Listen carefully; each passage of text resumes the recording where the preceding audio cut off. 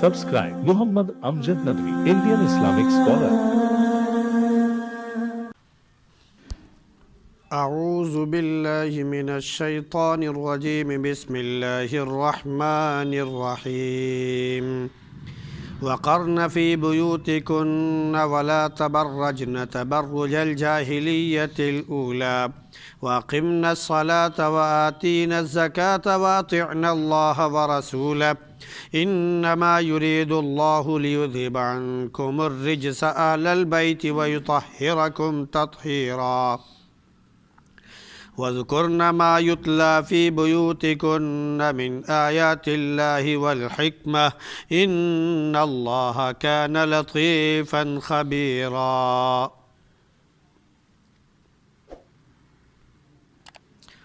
وقرن في بيوتكن ولا تبرجن تبرج الجاهلية الأولى. اور اپنے گھروں میں قرار پکڑو اور پہلے طرح کی جاہلیت کی مانند دکھلاتے اور زیب و زینت مت کرو. نماز قائم کرو، زکوٰۃ ادا کرو، اللہ اور اس کے رسول کی اطاعت کرو. یقیناً اللہ چاہتا ہے کہ تم سے اہل بیت گندگی کو دور کر دے اور تمہیں بالکل پاک اور صاف ستھرا کر دے. تمہارے گھروں میں جو اللہ کی آیتیں تلاوت کی جاتی ہیں اور جو عقل مندی کی باتیں تلاوت کی جاتی ہیں ان کا یاد کرو، ذکر کرو. یقیناً اللہ رب العزت بڑا ہی بھید جاننے والا اور باخبر ہے.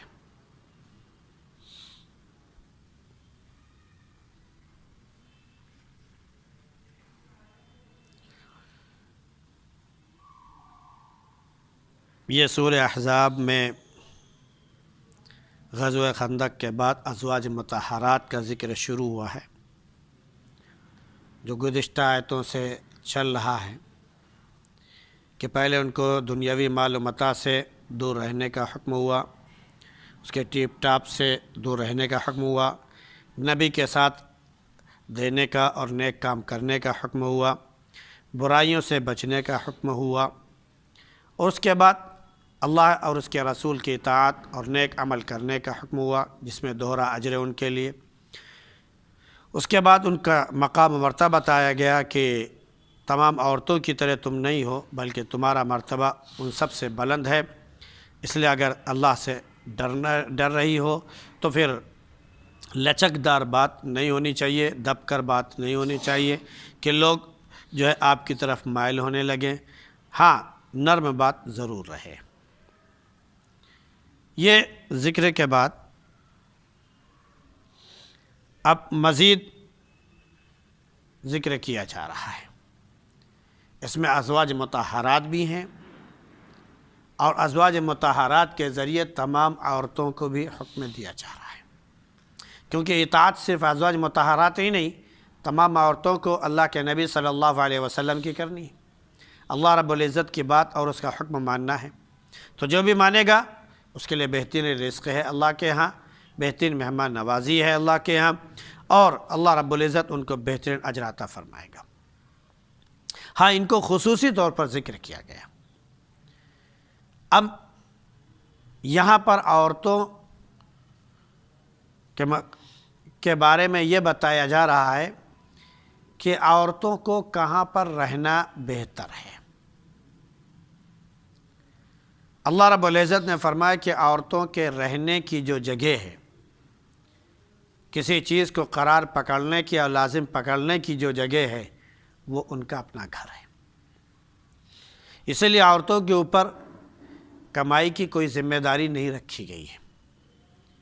دنیاوی جو جھمیلے ہیں اور جو تھکان کی چیزیں ہیں، جہاں پر انسان رہ کر محنت کرتا ہے، مزدوری کرتا ہے، صبح سے شام تک انتھک کوشش کے بعد تھک جاتا ہے، تو ان کے اوپر یہ ذمہ داری نہیں ڈالی گئی ہے. ان کو گھر میں رہنے کا حکم دیا گیا ہے. ان کی ذمہ داری اللہ رب العزت نے مردوں پر ڈال رکھی ہے. چھوٹی ہیں، ابھی بچی ہیں، تو تو اللہ رب العزت نے ماں باپ پر رکھی، بڑے بھائی ہیں ان کے اوپر رکھ دی، شادی ہو گئی شوہر کے اوپر رکھ دی، اس کے بعد بوڑھی ہو گئی بچوں کے اوپر رکھ دی کہ اب بچے ذمہ داری سنبھالیں۔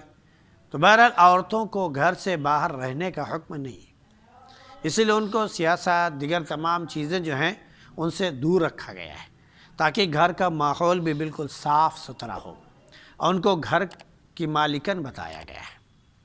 ایک حدیث شریف میں آیا ہے کہ عورتیں جو ہیں وہ اپنے شوہروں کے گھر کی مالک ہیں، اور مالک سے مراد یوں کہہ لیجیے کہ رانی اور حاکم ہیں، اور ان سے ان کی رعایا کے بارے میں پوچھا جائے گا، یعنی جو ان کے اولاد ہیں بچے ہیں جن کی وہ پرورش کر رہے ہیں ان کے بارے میں ان سے پوچھ گچھ ہوگی کہ پرورش صحیح کی یا نہیں۔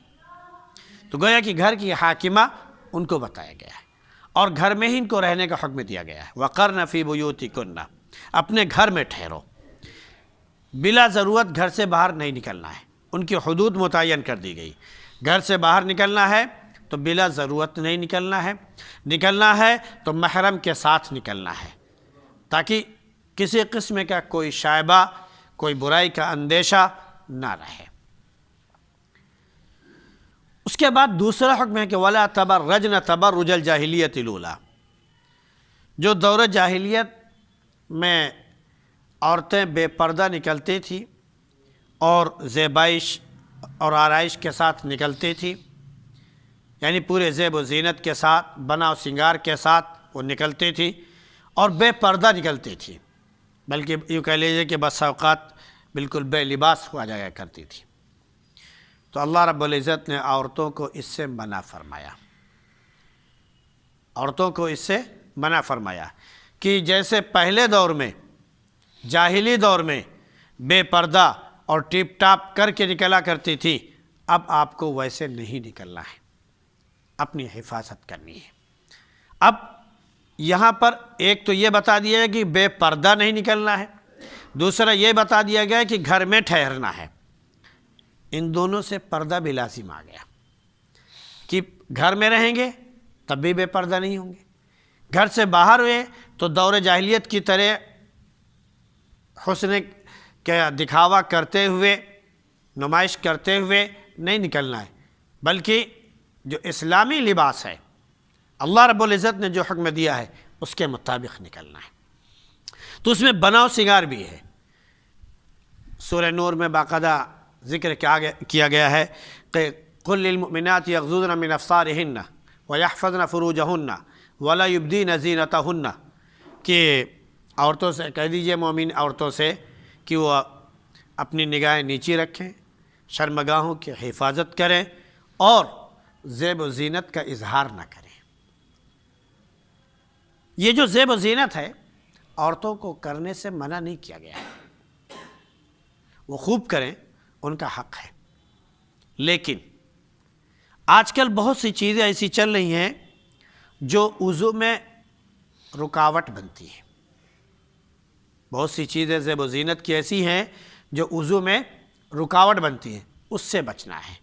مثال کے طور پر نیل پالش ہے، ایسی ہے جو بالکل وہ کیمیکل سے بنتی ہے اور وہ پینٹ نما ہوتی ہے کہ لگنے کے بعد اب پانی جو ہے آپ کے ناخن پر نہیں جائے گا بلکہ اسی کے اوپر آ کے رک جائے گا، کیونکہ اس کی ایک باقاعدہ پرت ہوتی ہے۔ اب وہ اگر عورت لگائے ہوئے ہے، گھریلو اپنے امور ہیں، معاملات ہیں، میاں بیوی کے اپنے معاملات ہیں، اب اگر بالفرض غسل کی ضرورت پیش آئی اور لگا ہوا ہے، یا ایسی لپسٹک لگی ہوئی ہے جو جلدی چھوٹتی نہیں ہے بلا کسی کیمیکل کے نہ چھوٹے، تو وغیرہ وغیرہ اس طرح بہت سی چیزیں آتی ہیں، تو ان کے بعد اب وضو جو ہے ان کا نہیں ہو سکتا ہے، غسل ان کا نہیں ہو سکتا ہے، لہذا ایسی چیزوں سے رکنا ہے۔ پہلی چیز زیب و زینت میں۔ دوسری چیز، زیب و زینت کس کے لیے ہے؟ دوسروں کے لیے ہے، نامحرم لوگوں کے لیے ہے، یا اپنے شوہر کے لیے، گھر والوں کے لیے ہے؟ جو محرم ہے ان کے سامنے زیب و زینت کر کے آنے میں کوئی بات اور برائی نہیں ہے۔ شوہر کے سامنے کرنا یہ اچھی بات اور مستحسن ہے، تاکہ شوہر کا دل اسی کی طرف مائل رہے، کسی اور طرف نہ جائے۔ لیکن عام طور سے جو زیب و زینت ہوتی ہے، آپ خود دیکھ لیجئے، اندازہ اسی کا کر لیجئے، بلکہ یہ تجربہ اس کا شاہد ہے کہ زیب و زینت ہمیشہ دوسروں کو دکھلانے کے لیے ہوتی ہے، چاہے وہ شادی بیاہ کے موقع پر ہو، چاہے کسی تہوار کے موقع پر ہو، یا کہیں جانا ہو، یا کسی جگہ سیر و سپاٹا کرنا ہو، تو زیب زینت جو ہے یہ صرف غیروں کے لیے ہے کہ ہم پورے آرائش کے ساتھ تمام پاؤڈرز اور کریمز وغیرہ لگا کے جائیں گے تو لوگوں کی نگاہ میرے اوپر پڑے گی۔ تو اگر اس لیے کیا جا رہا ہے تو یہ حرام ہے۔ غیروں کے سامنے بے پردہ جانا ہی حرام، پھر اس پر ایسی شکل و صورت بنا کر اور لبھاونی صورت بنا کر جانا کہ لوگ خود بخود اس کی طرف کھینچتے چلے جائیں، اس جاذبیت اور کشش کی وجہ سے اس کی طرف مائل ہوتے چلے جائیں، ان کی نگاہ اس کی طرف اٹھتی چلی جائے، یہ بہت زیادہ اشد حرام ہے۔ عام طور سے جو ہو رہا ہے وہ یہی ہو رہا ہے کہ جہاں بھی آپ چلے، میلے ٹھیلے کی جگہ ہو، نمائش کی جگہ ہو، یا یہ کہ آج کل مزارات پر جانے کی جگہ ہو کہہ لیجئے، جہاں پر عورتیں بے پناہ جاتی ہیں، ان تمام جگہوں پر آپ دیکھ لیجئے جب بھی عورتیں جاتی ہیں تو زیب و زینت کے ساتھ جاتی ہیں۔ تو آخر یہ دکھاوا کس کے لیے؟ شوہر کے لیے ہے یا غیروں کے لیے؟ اگر غیروں کے لیے ہے تو ایک تو غلط کام ہے، پھر اگر غیر نگاہ اٹھاتا ہے اور بد نگاہی کرتا ہے پھر شکوہ کیوں ہوتا ہے؟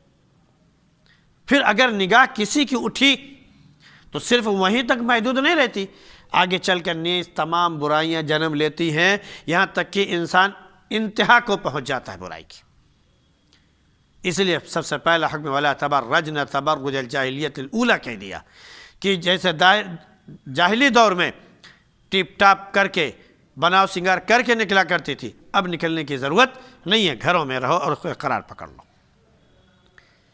اس کے بعد حکم ہوا کہ نماز قائم کرو، زکوٰۃ ادا کرو، اللہ اور اس کے رسول کی اطاعت کرو۔ یہ ساری چیزیں تمام عورتوں کے لیے، نماز بھی پڑھنا ہے، اور اگر زکوٰۃ ان کے اوپر واجب ہو رہی ہے، فرض ہو رہی ہے، تو زکوٰۃ بھی ادا کرنا ہے۔ ایسا نہیں ہے کہ عورتیں جو زیورات پہن رہی ہیں اس پر زکوٰۃ نہیں ہے۔ اگر ان کے پاس زیورات ہیں یا یہ کہ خود وہ مالک ہیں، یہ ضروری نہیں ہے کہ عورت کسی چیز کے مالک نہ ہو۔ بحیثیت انسان اللہ رب العزت نے عورتوں کو بھی مالک بنایا ہے۔ مثال کے طور پر باپ بہت مالدار ہے، اس کے 2 بیٹے ہیں، 2 بیٹی ہیں، اب باپ کا انتقال ہو گیا تو وراثت تقسیم ہوگی، تو اس کی جو پراپرٹی ہے 2 بھائیوں میں 2 بہنوں میں بٹنا ہے۔ گویا کہ اس کے 6 حصے لگائے گئے تو 4 حصے 2 بھائیوں میں اور 2 حصے 2 بہنوں میں بٹ جائیں گے۔ تو جو حصہ ان کو مل رہا ہے وہ اتنا ہے کہ ان کے اوپر زکوٰۃ فرض ہو جا رہی ہے۔ ان کے پاس زیورات ہیں، زکوٰۃ فرض ہو جاتی ہے۔ آج کل عورتیں جیسے بہت سی جاب کرتی ہیں، ان کی اچھی تنخواہ ہوتی ہے، ان کے اوپر زکوٰۃ فرض ہوتی ہے۔ اسی طرح شوہر کا انتقال ہوا تو شوہر کی وراثت مرنے کے بعد اس میں جو وراثت تقسیم ہوگی وہ بیوی کو بھی ملے گی، وہ بیوی کو بھی ملے گی، تو اس میں بس اوقات اتنا ملتا ہے کہ عورت مالدار ہو جاتی ہے۔ تو معلوم یہ ہوا کہ عورت خود جو ہے وہ مالک ہے کسی چیز کی، لہٰذا جب وہ اس صاحب حیثیت ہو جائے گی تو اس کے اوپر زکوٰۃ فرض ہو جائے گی۔ اس لیے حکم دیا گیا کہ نماز قائم کیجئے اور زکوٰۃ ادا کیجئے۔ تو زکوٰۃ کی جو مختلف شکلیں بنیں گی، جس صورت سے بھی وہ صاحب حیثیت ہو جائیں، ان کے اوپر زکوٰۃ فرض ہو جاتی ہے۔ اس کے بعد اللہ رب العزت نے ازواج مطہرات کو ایک خاص قسم کا تمغہ دیا، امتیاز عطا فرمایا۔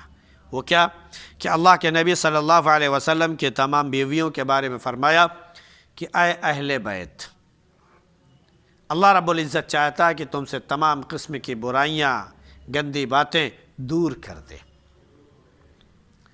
تو اہل بیت مطلب گھر والے، اہل بیت سے مراد گھر والے، اور گھر والوں کا جو آغاز ہوتا ہے، اس کی جو شروعات ہوتی ہے وہ بیوی سے ہوتی ہے۔ وہیں سے اسی لیے بیوی کو اہل کہا گیا ہے۔ تو بیوی سے شروعات ہوتی ہے گھر والوں کی۔ بیوی ہے تو اب بچے ہوں گے، پوتے ہوں گے، پوتیاں ہوں گی، نواسے ہوں گے، نواسیاں ہوں گی، وغیرہ وغیرہ، سارے سلسلہ وہیں سے شروع ہوتا ہے، اور وہی ماں باپ بنتے ہیں پھر جا کر۔ تو یہیں سے یہ سلسلہ شروع ہوتا ہے اہل بیت کا، پھر اس میں جو بھی آ جائے وہ سب اس میں شامل ہوتے ہیں۔ تو اللہ رب العزت نے فرمایا کہ اے اہل بیت، یعنی اے نبی کے گھر والیوں۔ تو یہاں قرآن کے ذریعے تمام ازواج مطہرات کو اہل بیت کہا گیا ہے۔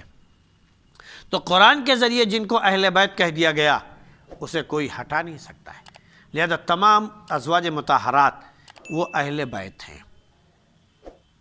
دوسرے نمبر پر اللہ کے نبی صلی اللہ علیہ وسلم کی روایتوں سے، آپ کی حدیث کے ذریعے معلوم ہوتا ہے کہ آپ نے حضرت فاطمہ کو، حضرت علی کو، حضرت حسن حسین کو، ان دو سب کو، چاروں لوگوں کو آپ نے ایک چادر میں سمو لیا، سمیٹ لیا، چھپا لیا، اور فرمایا کہ یہ ہمارے اہل بیت ہیں،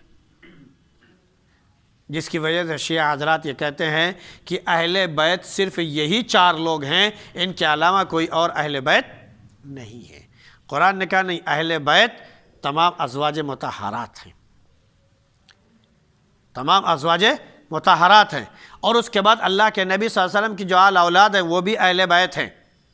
ہاں یہ الگ بات ہے کہ ایک موقع پر ان کو تھوڑا خصوصیت کے ساتھ اللہ کے نبی صلی اللہ علیہ وسلم نے بیان فرمایا۔ تو قرآن پہلے نمبر پر ہے، حدیث دوسرے نمبر پر ہے، سمجھ رہے نہیں؟ حدیث کے ذریعے قرآن کی جو اولیت ہے، جو افضلیت ہے، حدیث کے ذریعے ختم نہیں کی جائے گی۔ ہاں اس کا مرتبہ الگ ہے کہ ہاں ان کو خاص خصوصی درجہ اللہ کے نبی صلی اللہ علیہ وسلم نے دیا، تو ایک درجہ ہے، لیکن یہ کہہ دینا کہ اب صرف اہل بیت یہی ہے، ان کے سوا کوئی اور اہل بیت نہیں ہے، یہ غلط ہے۔ کیونکہ قرآن نے یہی پر نہیں، کئی اور جگہوں پر بھی اللہ رب العزت نے اہل بیت کہہ کے پکارا ہے۔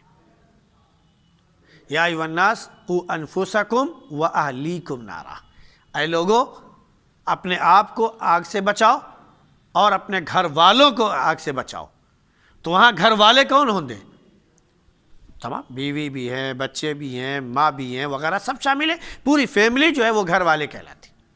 تو فیملی کا مطلب صرف محدود نہیں، فیملی ایک پورا اوپر سے نیچے تک کا جو رشتہ ہوتا ہے وہ سب آ جاتا ہے، یعنی ماں باپ بھی ہیں، بھائی بہن بھی ہیں، یہ سب اسی میں شامل ہو جاتے ہیں۔ پھر ایک خاص قسم کی فیملی جو ہوتی ہے وہ بیوی اور بچے، یہ اپنی فیملی کہلاتی ہے، یہ خصوصی فیملی ہے، سمجھ رہے ہیں؟ لیکن فیملی میں بہرحال اگر آپ کے ماں باپ موجود ہیں تو کیا وہ فیملی میں شامل نہیں ہے؟ کیا فیملی سے وہ نکل جائیں گے؟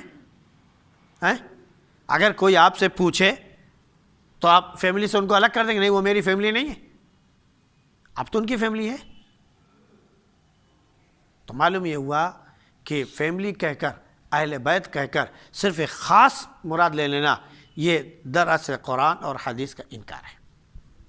ہاں اللہ کے نبی صلی اللہ علیہ وسلم نے جو کیا، اللہ کے نبی صلی اللہ علیہ وسلم نے خصوصی درجہ حضرت امام حسن حسین کو دیا، اپنی بیٹی سب سے لاڈلی بیٹی فاطمہ کو دیا، اور اس کے بعد کیا بولتے ہیں کہ حضرت علی رضی اللہ عنہ کو دیا۔